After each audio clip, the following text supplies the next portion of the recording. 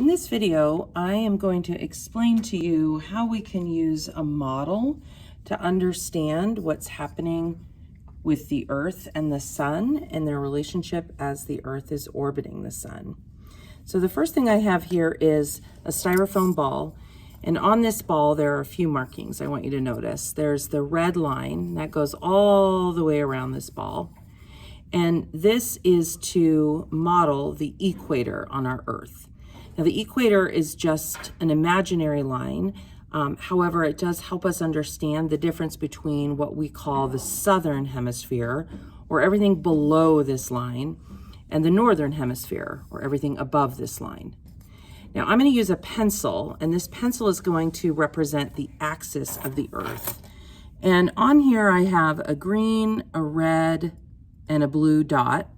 The green dot represents basically where we are in Seattle.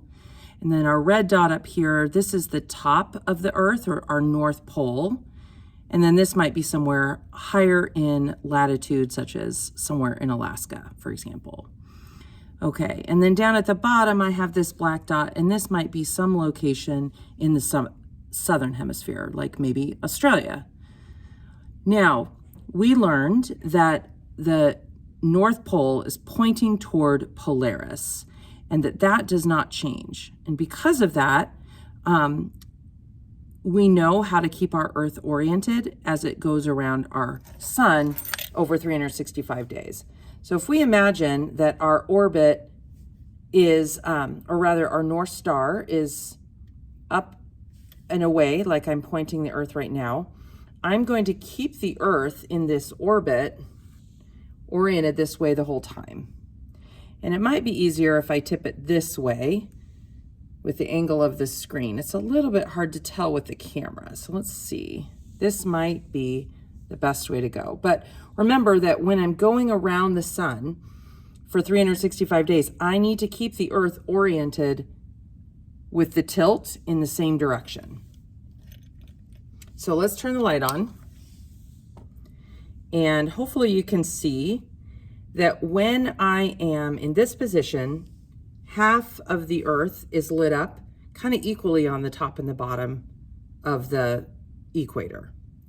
And remember, the Earth is spinning one time every 24 hours in a pattern we call a rotation, and that makes our day and night. So notice this side of the Earth right now is day, this side of the Earth is night. And if I rotate it in that counterclockwise motion, you can see that where it is daylight will change. Now this green area here, our Seattle area, it's just getting sunrise. And as we continue to go, Seattle is still in the light, and now, boop, sunset. Okay, so let's do that one more time. So we have our sunrise, doop, and sunset. Okay, now as we continue to orbit and go around, we end up over here, and hopefully you can see, if I raise it up maybe a little bit, try to show you there, that in the southern hemisphere now, it's getting much less light than it is in the northern hemisphere. So again, I'm gonna rotate this counterclockwise, and for me right now in Seattle, I'm getting a sunset. So I'm gonna keep going. Now I have a sunrise, and it goes a long time, and then sunset. Okay, so this would be summer in the northern hemisphere. What's going on in the southern hemisphere? Maybe hard to tell, but it's getting a lot less light.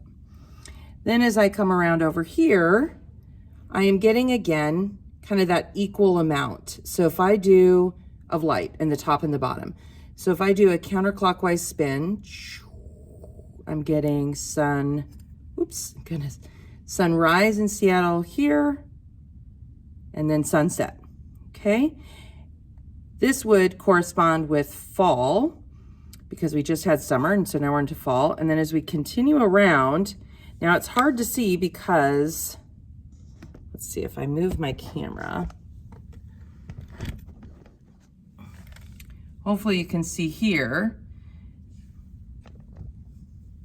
that there is a lot more light in the southern hemisphere, and our northern hemisphere is getting less light. So if we try to do our sunrise in Seattle, guess it's got to be tilted a little more like that. You can see that the sun barely goes up above our horizon. We have a low elevation of the sun, relatively short days. Most of the time is night, but it's the opposite in the southern hemisphere.